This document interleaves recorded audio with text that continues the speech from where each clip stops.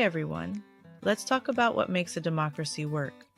In a democracy, the government is accountable to us, the people. It's built on four big principles: equality under the law. Everyone is treated the same, no matter who they are or where they come from.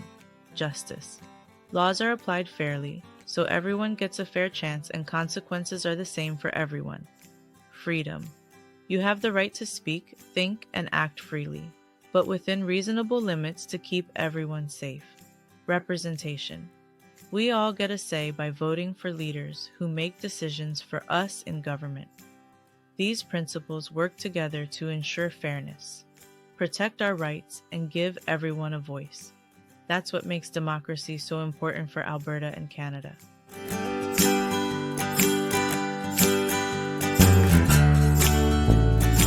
Hello, my young friends. Let's talk about how democracies around the world can be different.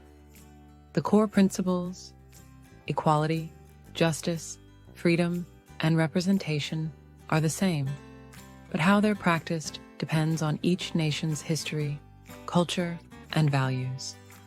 For example, some countries vote differently, like using ranked ballots instead of picking one candidate. Others focus more on collective rights, like protecting communities, while some emphasize individual freedoms. These differences show how democracy reflects the unique spirit of each place, much like how our indigenous traditions honor the diversity of our peoples and communities.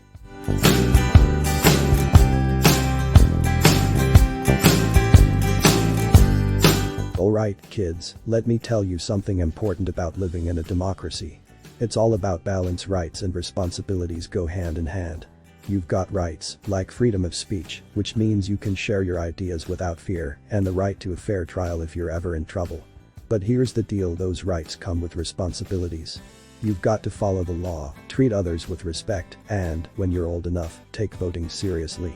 It's also your job to help out in your community, whether that's lending a hand to a neighbor or standing up for what's fair. Rights aren't freebies, they're part of the give and take that keeps democracy running strong, just like how every worker on a rig has to pull their weight to get the job done.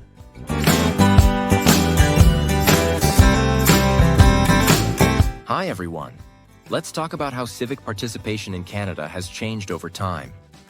When Canada first became a country, not everyone had the right to vote or take part in democracy. For example, women, Indigenous peoples, and many others were excluded because of things like gender, race, or not owning property.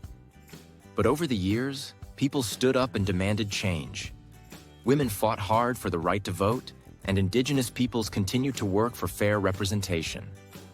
Today, Canada's democracy is much more inclusive, and everyone over 18 has the right to vote, no matter their background.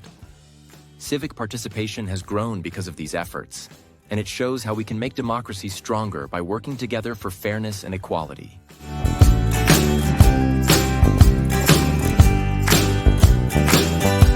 Howdy, folks. Let me tell you about something called the Magna Carta. It's kind of like the seed that grew into modern democracy. Back in 1215, in England, some brave folks stood up to the king and said, "You can't just do whatever you want." So they made him sign the Magna Carta, which put limits on his power. It introduced ideas that are still important today, like fair justice and protection from being unfairly thrown in jail. This was the beginning of the idea that leaders should follow rules too, not just make them. The Magna Carta paved the way for things like parliaments and human rights, which are a big deal in democracies like Canada. It's a reminder that fairness and freedom are worth standing up for, even way back then.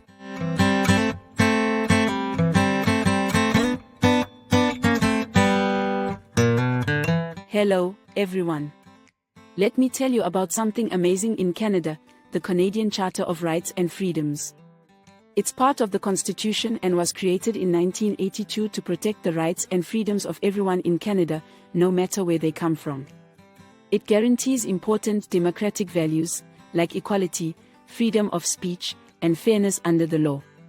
For example, it protects individual rights, like being treated equally and having legal protections, but it also respects the collective rights of groups, like Indigenous peoples and language communities. The Charter shows how Canada values fairness, respect, and inclusion, things that make democracy strong. It's one of the reasons I'm proud to call Alberta my new home.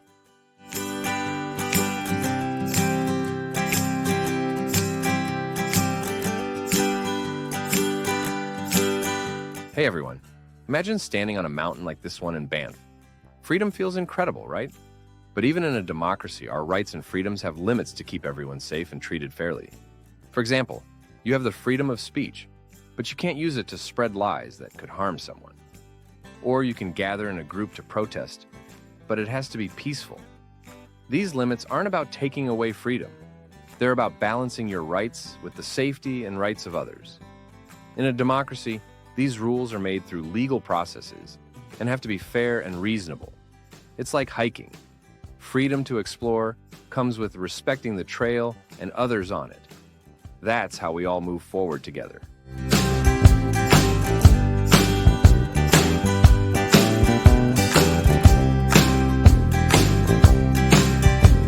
Hi everyone.